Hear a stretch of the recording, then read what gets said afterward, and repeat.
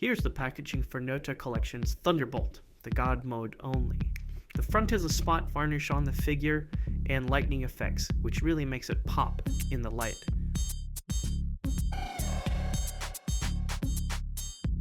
Let's take a look at this guy under normal light. There's an LED light up feature in his head, so you can just use a magnet which they provide to tap it against his head and the light will turn off. This is a character from the Ming Dynasty novel, pronounced I have no idea, but I put it up on the screen for you. I think it's Fen Shen Yani. Anyway, the figure is modeled after the character, again, I'm going to butcher this, Lei Zhenzi, or Lei Gong, who is a celestial thunder god, created from a great thunderstorm that hit Mount Swallow. This feisty deity is responsible for the sound of thunder during thunderstorms. Besides the figure, you get 4 sets of hands, 2 sets of feet, 1 set has magnets at the bottom, which you can see.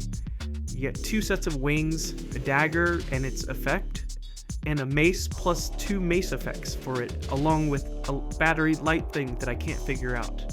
A talisman, 4 appendage lightning effects, a halo lightning effects that attaches it to the back, a very cool lenticular card with the same art found on the packaging, and an awesome base with UV lights powered by LEDs through a USB-C port. A metal flight stand that attaches to the base, and a screwdriver with some screws and bolts to help secure things. You get 4 sets of hands. 1 set of hands has 2 fingers pointing, another set is kind of like a clawing open hand, and then a set of hands has like an angled grip, which I think is for the mace, and then another set that's also gripping, but the grip is more vertical, and I think that's for the dagger. The top right are alternate feet for when the figure is meant to be flying. Here are the instructions, and quite honestly the diagram for the flight stand was quite confusing, so I had to reach out to BC Toy Box, and they contacted the manufacturer for me and they sent along this photo of how to actually attach the flight stand properly, because I, like a dummy, wasn't getting it. So here's that photo. Hopefully it'll help you and it will be self-explanatory.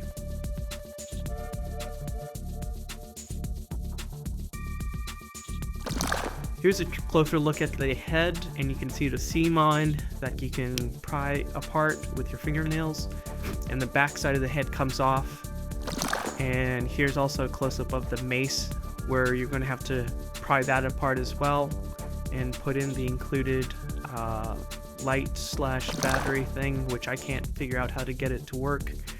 As you can see in the back of the head, it takes like a watch type battery, and it actually can be activated just with a magnet, which they also include, which is great. Here's a closer look at that packaging for the light that's supposed to go into the maze. It comes with like this translucent covering, and then you see that metallic looking cylinder inside that package, and I don't know how you activate it. I tried all sorts of ways, putting that translucent dome on top of each end, and I can't get it to work.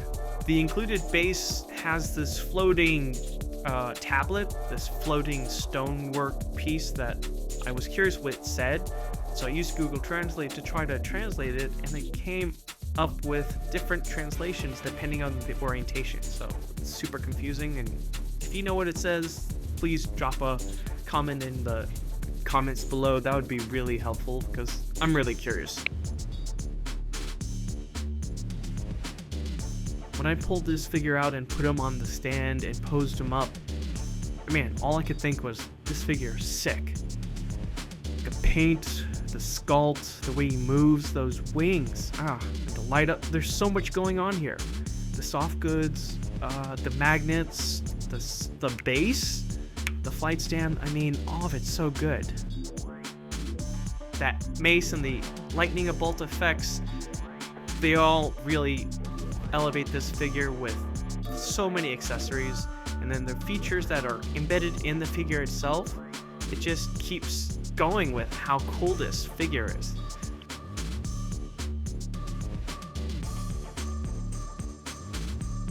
Okay, I'm sure you guys are all really curious about the articulation. Whoops, yep, that head can pop off easily once you get it off, but anyway, let's see how far the neck can go. So it can tilt down that much, it's like on a barbell for the neck to the head, but then the neck also has like this joint in it, but it's hidden because the chest is like this squishy material. So you don't even see the neckline, and the butterfly joints, you know, you can see they got caught a little bit on that chest, but this is how far it can crunch down. The neck's also pushed down, but see, you saw that first segment, and then the second segment, when you push all the way down, it can go down this far, and he can still look up. Look at that. That's awesome, and that's how much he can look, arching his back backward. You see a little bit of a gap if you're at that like low angle, but in general, you're not gonna notice huge unsightly gaps. And of course the head can twist, you know, rotate left and right just fine. You can go all the way around like an exorcist if you want. And tilt. For his hands, the hands are attached to the forearm with a ball and 2 pegs, so it's kind of like a Mafex joint where you can rotate the hand so that it's a vertical hinge, or you can rotate it the other way so that way it's a horizontal hinge. And you got a pretty awesome bicep swivel that you can barely see. And let's go to the other side because of that shoulder strap. There you see the butterfly joint, and you can see how it kind of pinches in that squishy chest if you're not careful, but that's how far it can cross over in front of him. And let's take a look at the back, where the wings are one of the most striking features of this figure. So the each wing is on this incredible armature wire bendy feature where you can just put it in whatever pose you want, whatever shape wing you want. You can have it coming in to protect the figure, or you can have it all sorts of crazy dynamic flying poses, but I love how you can actually bring it in like a shield, and it adds to the expressive quality of this figure.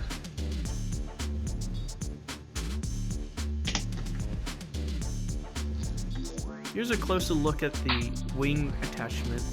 So you can see it's on a ball and peg, and so it can rotate around on the peg, and then it ratchets on that joint, the ball joint, and it can take some force to get in and out of those sockets, but just don't force it and be gentle. Let's take a look at his leg articulation. So he can kick back that much, and it's on a double hinged knee, and he can kick forward that much, and you know, the gaps on the joints are really well hidden, even if you push away that loincloth. And in order to get him to go fully up, you kind of have to swivel the thigh outward a little bit, but you can see that the swivel is really at the hip. And here's a closer look at that neck. So you can see how the neck can, I think it's like on a metal armature inside or something like that, so you can go back and forth and go side to side as well. Here's that butterfly joint on the shoulder strap side. You can really get this guy into some really great poses. The restricting thing will be his feet and ankles because of that bird anatomy. Look at it. You can punch, you can twist. I'm digging this articulation. Here's a look at the figure on the included base with the UV lights lit up. Got it attached to a power pack, as you can see over and behind it. And it's cool, but really, when I put another UV light on the figure and base, and it really helps illuminate it a lot better. But the UV lights on the base do light up his ankles and his dagger if you have it, or the talisman attached. And they definitely react with the mace, the head, and the dagger, and all the lightning bolt effects. And even the wings. But oh man, look at all those effects on him and how it looks with all that UV light reactivity. It really does look supernatural, something magical. Yeah man, I'm digging this.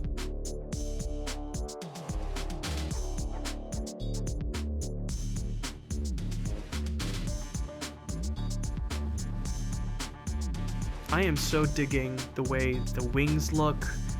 They have these colors that just blow me away. This glowing turquoise, this vibrant purple, this blue, and it changes based on the lighting. So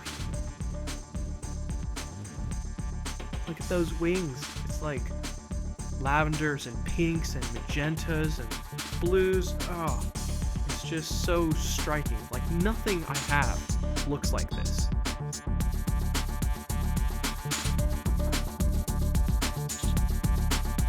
Let's take a look at some eye candy.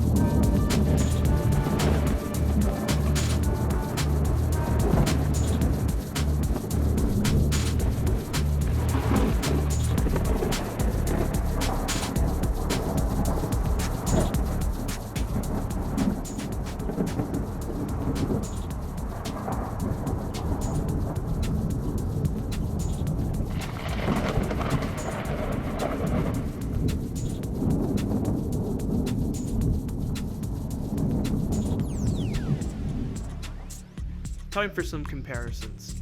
Here we have Mafex's Captain America and Marvel Legends Amazing Fantasy Spider-Man, and we have Marvel Legends Punisher and Kingpin, and Marvel Legends Black Widow body with a domino head and a Mezco ninja. And then we have Fury or Rage Toys Splinter and Romanke's Algar the Last Scion. And here they are with some UV light. And I didn't know this, but Algar's eyes light up. That is so cool. But that looks so sick. Oh, even with the lights on, it still looks cool. Here he is with Marvel Legends Archangel, two winged characters, commanding a lot of shelf space. And here they all are together. Please consider liking and subscribing. Thank you for watching to the end.